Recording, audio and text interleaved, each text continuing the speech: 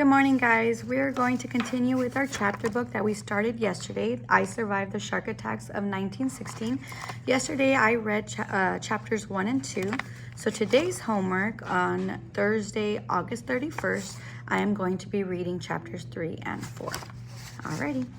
The year was 1852, the captain began. I wasn't much older than you lads. It was one of my first whaling voyages. 2 years at sea, and finally I was heading home across the Pacific. His voice was low and whispery, like it was coming from some place very far away. Suddenly the sky turned black. The wind started to howl, and rain poured down. I'll never forget these waves. I thought our ship was going to be tossed to the moon. And the wind, it ripped our ship apart like it was made out of paper. We all went into the water. I grabbed a barrel and somehow I made it through the night. And by the time the sun came up, the storm had passed. I was all alone, just a tiny speck in the middle of the immense ocean. The other men died? Dewey asked, but the captain didn't seem to hear. And then I saw the fin. The shark, whispered Monty, edging a little closer to Sid. Shh, Sid said. It circled me for a long while, the captain said, around and around, real slow, like he was toying with me. Little by little, it came closer and closer until I could see its eyes. Black as coal, he whispered, killer eyes. The captain was looking out the window now, like he expected to see the shark with its open jaws pressed against the glass. Killer eyes, he repeated quietly. It was a minute before he started talking again. The guys waited with their tongues practically hanging out. The beast went underwater. There's the captain, and he's remembering when his boat sunk because of that storm, and the shark was circling him. The beast went underwater, and for a second I thought maybe it would decided that I wasn't worth the trouble. But then something bumped me in the leg and scraped me bloody. The skin of a shark is rough, like sandpaper. The captain rubbed his leg like it still hurt. It came in for the kill with its jaws wide open, big enough to swallow me whole. And the teeth, they were like daggers, 1,000 daggers, all lined up in rows. The captain's hands were shaking now. I had an old harpoon tip in my pocket. I grabbed it, and I stabbed the shark. He pounded the counter so hard that his coffee mug crashed to the floor. The captain didn't notice. Right in its killer eye, he said. You killed the shark? Dewey said. The captain shook his head. Oh, no, he said, but it swam off, disappeared. It wasn't my time. And then he stood up and put on his tattered captain's hat. I must get home now. My sweet wife, Deborah, will be waiting for me, the captain said. Deborah was his wife. She had been dead for at least 20 years. Chet and the guys watched him leave. Uncle Jerry had come out of the kitchen when he heard the crash of the captain's cup. Poor old guy. His mind is like Swiss cheese. You mean that story wasn't true? Monty asked. Uncle Jerry shrugged. I think the captain spins a mighty fine tale.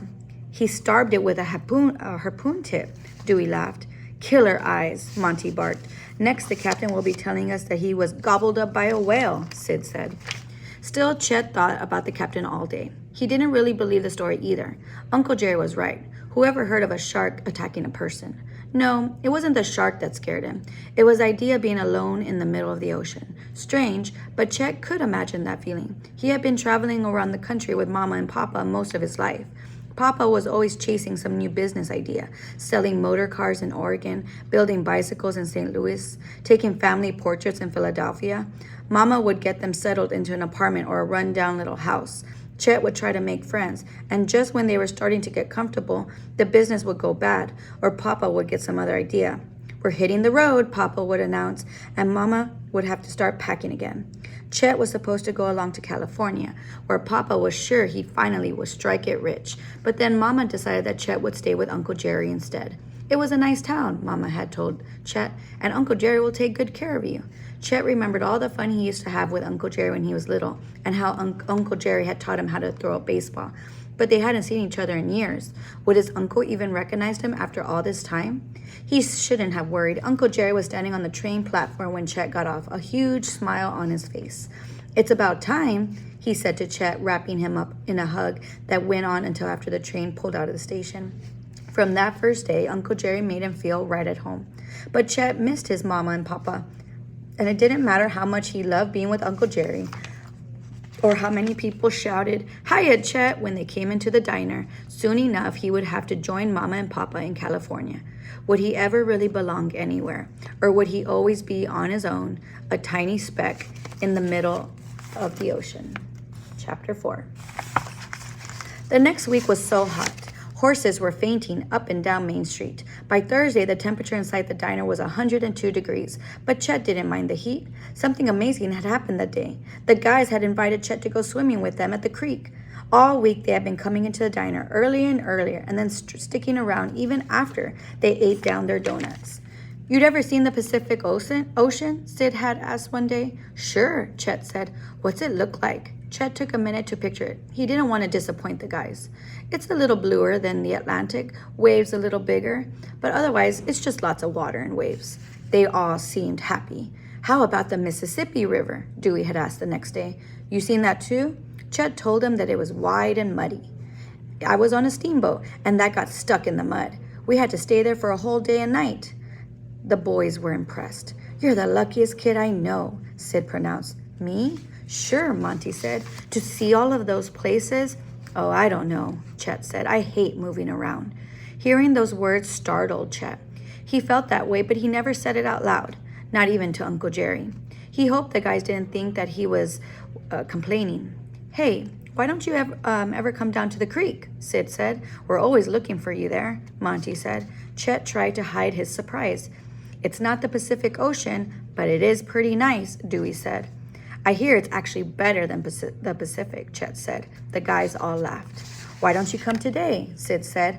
And of course, Chet said he would meet them after work. Uncle Jerry drew Chet a little map so he wouldn't get lost. A dotted line to the end of the street, and then behind the factory, down a hill and across a path. Chet made it to the bottom of the hill, and for a second he thought he was lost. He couldn't see the creek, just tall golden grass. But then he could hear the shouts and the splashing. He walked through the grass and into the clearing. The guys' dirty pants and shirts were laid across some low branches. 3 pairs of scuffed up, scratched up boots were tumbled across the dirt, and just beyond there was a creek. The guys were right. It wasn't much, maybe 20 feet across. He couldn't tell if it was deep, but it was nice and shady, and at that moment there was no place on earth that Chet would rather be. "Hurry up! The water's perfect!" Dewey shouted. Chet threw his clothes off and climbed up onto the broken dock. "Jump!" Sid said. With a running leap, Chet launched himself into the air. Whoosh! The cool water rose up around him. All of his worries washed away. The guys gathered around him. Dewey threw a pink rubber ball high into the air. "Chet, catch!" he said. Chet squinted up into the sun, and miraculously he caught the ball. "Here!" Sid yelled, jumping up and waving his hands. Chet threw the ball straight enough like Uncle Jerry had taught him. Sid made a clean catch. They played ball, and then they took turns jumping off the dock and chasing each other back and forth across the creek, and then they got tired of swimming. They sat on the bank under a big elm tree. Dewey's mother had packed them some 3 big syrup cookies, and the guys fought over who could share with Chet. "So, do you like it here?" "Well, the creek's nice," said Chet with a mouthful of cookie. "No, do you like Elms Hill?" Monty said. "You think you'll be staying a while?" said Dewey. Chet swallowed hard. Just the day before, he had gotten a letter from Mama. "We have a nice apartment with a room just for you," she wrote. "I think Papa is going to have some good luck this time." I hope," Chet said. The guys all nodded. Minnie Marston likes you," Dewey said.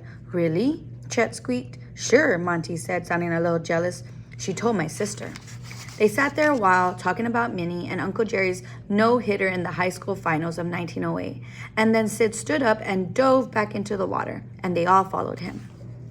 Sid went swimming down the creek, and Chet played ball with Dewey and Monty. He and Monty tossed the ball back and forth a few times. "Dewey!" Chet called, ready to throw the ball. But Dewey didn't look at him. He was looking at something downstream. He had a strange look on his face. And then Chet saw it too, a gray triangle sticking up through the water, heading right for Dewey. What was that? It looked like a fin of a giant fish. Was it? He shook his head. His eyes were playing tricks on him. A shark in the creek? That was impossible. He even tried to laugh. His mind must be messed up because of the captain's story. But the fin was getting closer to Dewey. Faster and faster and closer and closer.